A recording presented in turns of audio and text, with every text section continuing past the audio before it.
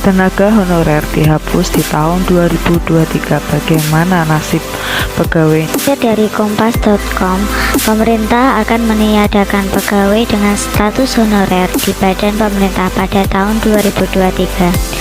Nantinya pegawai pemerintah hanya akan ada dua kelompok, yakni pegawai negeri sipil atau PNS dan pegawai pemerintah dengan perjanjian kontrak atau P3K. Hal itu sebagaimana disampaikan Menteri Pendayagunaan Aparatur Sipil Negara Menpan RB Cahyokumolo melalui keterangan resminya Selasa 18 Januari 2022. Instansi pemerintah diberikan kesempatan dan batas waktu hingga tahun 2023 untuk menyelesaikan permasalahannya tenaga honorer yang diatur melalui peraturan pemerintah, kata Cahyo.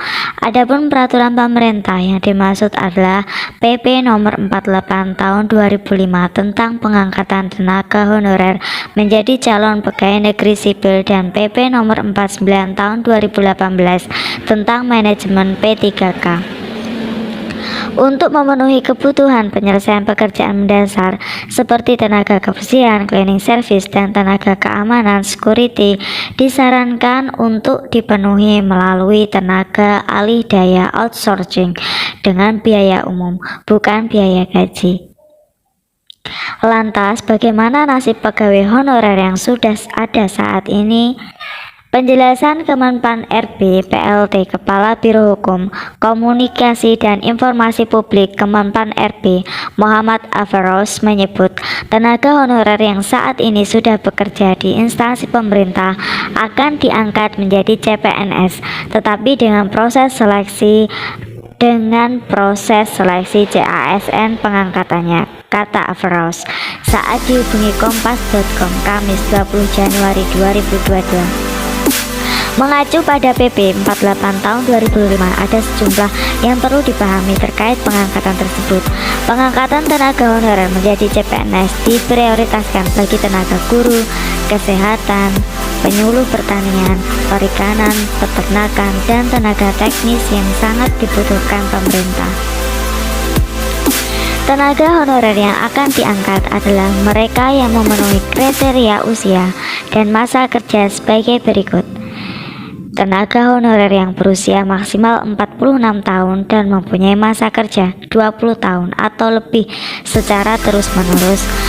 Tenaga honorer yang berusia maksimal 46 tahun dan mempunyai masa kerja 10-20 tahun secara terus-menerus. Tenaga honorer yang berusia maksimal 40 tahun dan mempunyai masa kerja 5-10 tahun secara terus-menerus.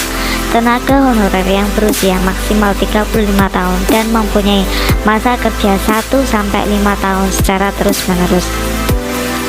Namun demikian, pengangkatan akan diprioritaskan bagi tenaga honorer dengan usia paling tinggi atau masa pengabdian paling lama.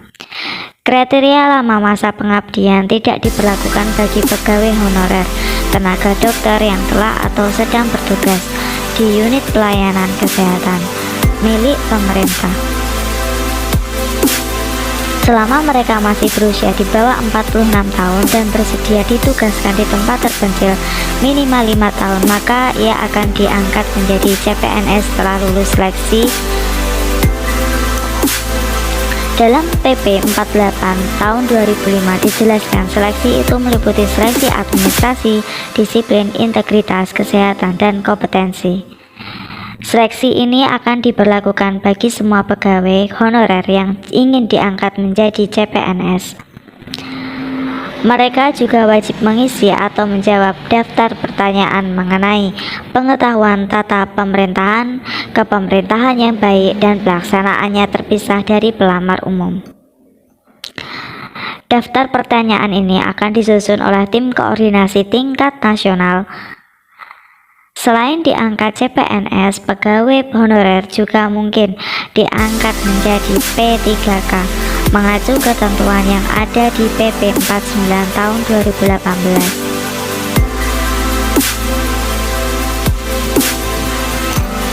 Jangan lupa like, comment, subscribe channel Bidanku agar channel ini bisa berkembang ya teman-teman.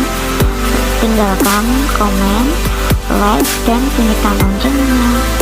Assalamualaikum. Wassalamualaikum warahmatullahi wabarakatuh. Semoga bermanfaat dan semoga para tenaga honorer di Indonesia segera diangkat. Sekian dan terima kasih.